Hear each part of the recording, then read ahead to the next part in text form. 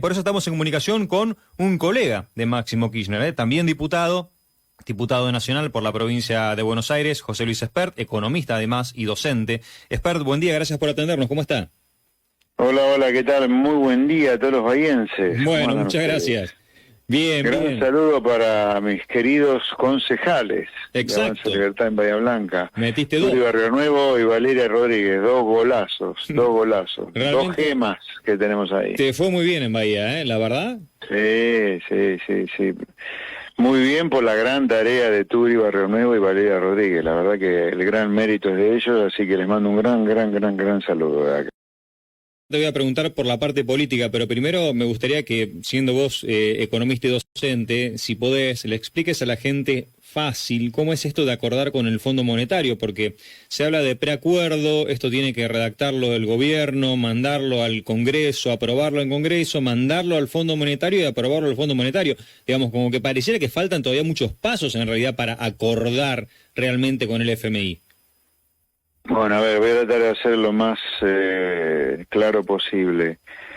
El Fondo Monetario es un acreedor al cual le pedimos plata en su momento. Yo creo que las deudas, o al menos a mí me lo enseñaron, ya sé que soy grande, me enseñaron que las deudas se pagan. Así que esto de andar boludeando con que las deudas puedan no pagarse es una estupidez de mucha gente, muchos políticos y algunos argentinos. Pero el argentino de laburo sabe que las deudas hay que pagarlas. El Fondo Monetario, segunda aclaración, no es un buitre maldito que te quiere chupar la sangre como también nos quieren hacer creer acá, sino que es una cooperativa de países. Es el mundo que se unió después de la Segunda Guerra Mundial y se juntó para ayudar a los países que están en problemas cuando tienen problemas.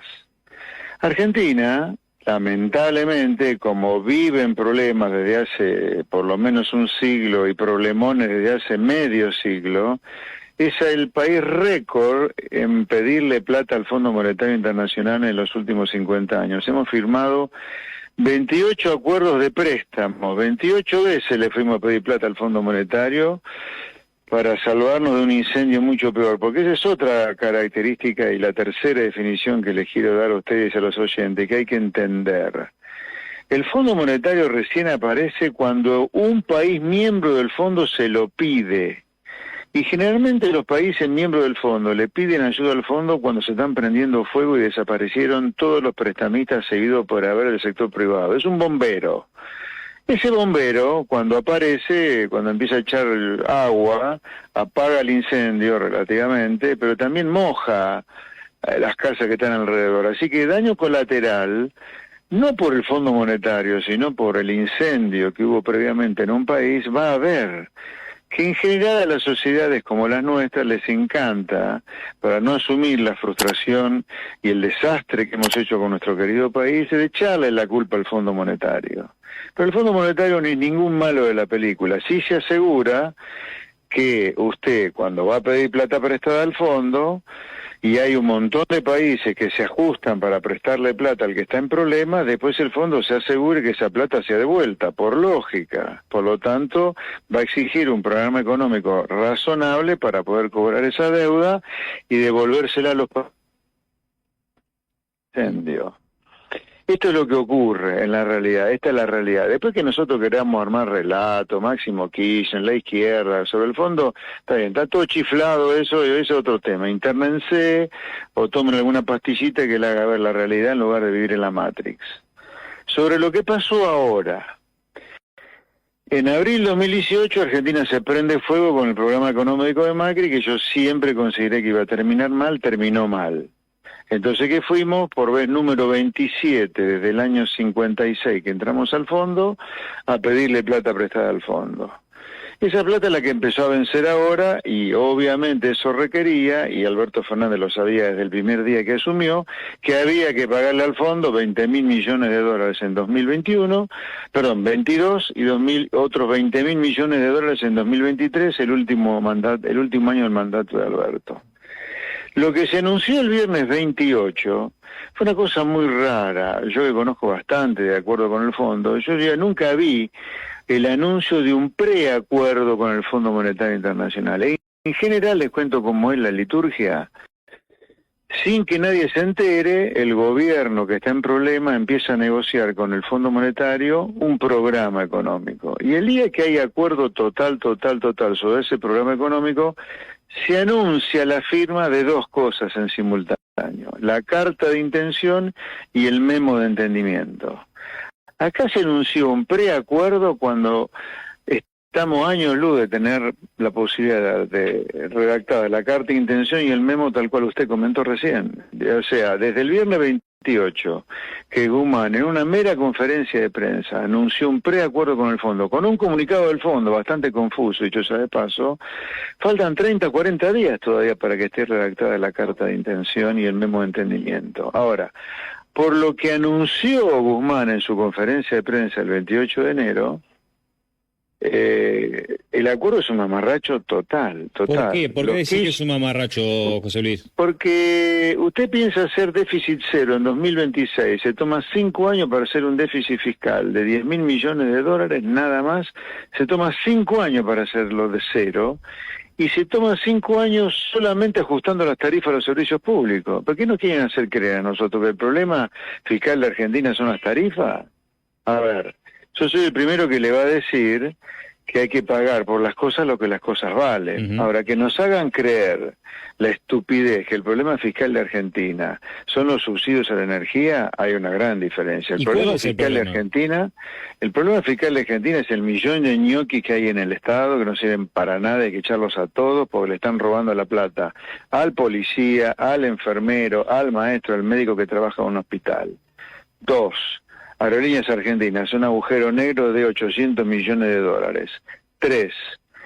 En todas las provincias, en los municipios y ni hablar en la nación se repite el mismo problema siguiente: 21 ministerios, cuando con 5 o 6 alcanzan, uno por cada función indelegada del Estado. Se tiene que eliminar su superestructura a roletes en el Estado. 4. En la transición, hasta que se haga déficit cero y Argentina salga de esta zona de cesación de pagos en la cual se encuentra de hecho o de derecho, usted tiene que mandarle menos plata a las provincias. La coparticipación se quede condicionada solamente a los gastos federales que hace cada provincia. Por ejemplo, Chaco, durante 4 a 5 años, y Formosa, a lo mejor no tienen que recibir un solo peso de coparticipación, porque no hacen ningún gasto federal. Y que esa plata se la quede la nación para solucionar el problema fiscal en la emergencia, por lo menos. Entonces, este es el problema fiscal. Nada que ver con el problema de los subsidios, que repito, hay que pagar por las cosas, las cosas valen, y algún día usted tiene que pagar por la luz y el gas lo que realmente valen. Vaya a Uruguay a ver lo que cuesta la electricidad o el gas. Te matan con la electricidad y el gas. Eso es lo que algún día tiene que ocurrir acá, que paguemos por la electricidad y el gas lo que valen. Ahora, que el Fondo Monetario y el gobierno de Alberto Fernández nos haga creer a los argentinos que el problema fiscal lo vamos a solucionar con un tarifazo de acá a 2026 es una cosa ridícula, poco serio. Vos sabés, José Luis, que te iba a preguntar cómo iban a votar en el Congreso, pero claro, en realidad es preguntarte medio en la nada, porque tampoco sabés qué es lo que va a mandar el gobierno nacional al Congreso. Yo he pedido un pedido de informes al Poder Ejecutivo con el acompañamiento de destacados diputados como Cristian Ritondo, María Eugenia Vidal, Luciano Laspina, Mario Negri y tantos otros. Me acompañan al pedido de informe. Che, viejo, ¿ustedes quieren que nosotros opinemos en base a una conferencia de prensa de Guzmán sobre el acuerdo con el fondo? Olvídense.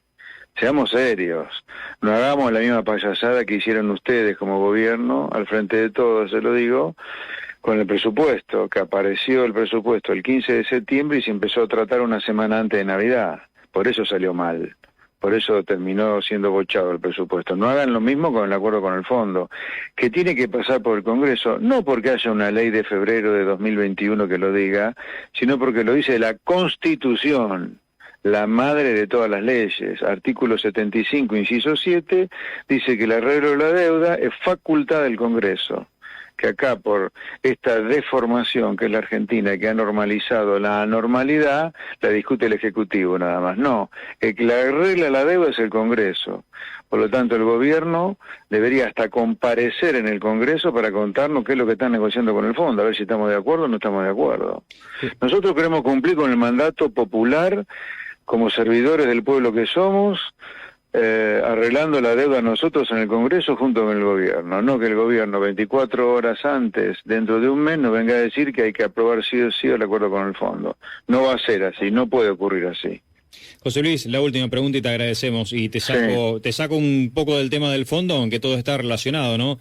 Hace unos días te estaba leyendo en una entrevista que te hicieron y decías, bueno, guarda con la inflación este año, que va a ser probablemente bastante más alta que la de 2021. ¿Cómo ves la proyección inflacionaria para 2022? Que la gente le pega en el bolsillo y ya no da más, no da más con el tema de los aumentos, no llega en realidad, no llega la gente no da más, la gente de trabajo, de esfuerzo, ciudadano a pie, no da más de la inflación, no da más de los impuestos que le cobran, de las regulaciones en el Estado, del maltrato cuando tienen que hacer un trámite en el Estado, no da más de la inseguridad.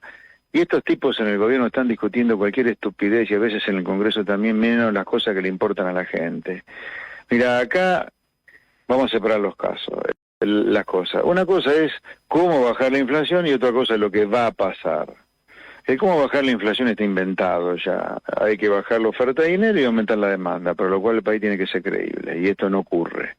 Ni va a ocurrir. Por lo tanto, la inflación de 2022 tengo que darle la lamentable noticia a la gente que no se escuche, que claramente va a ser más alta que la de 2021. El 2021 fue 50%, este año ponerle de mínima 60% y puede llegar al 100% si no tenemos un acuerdo con el fondo y una crisis financiera. Así que tengo muy mala noticia con respecto a la inflación. Para ser realista y no venderle humo a la gente, ¿no? Así que se empieza a ajustar desde ahora, pobre. Lamento mucho. ¿Y para bajarla qué hay que hacer? Y para bajarla tenés que hacer las cosas que yo te decía recién, viste, que el presidente, en lugar de anunciar las estupideces que se la pasa anunciando, o viajecitos que no tienen sentido, que ponga cara de traste frente a la cadena nacional y diga que estamos en una situación límite, que hay que echar que cerrar aerolíneas, menos coparticipación y menos ministerio.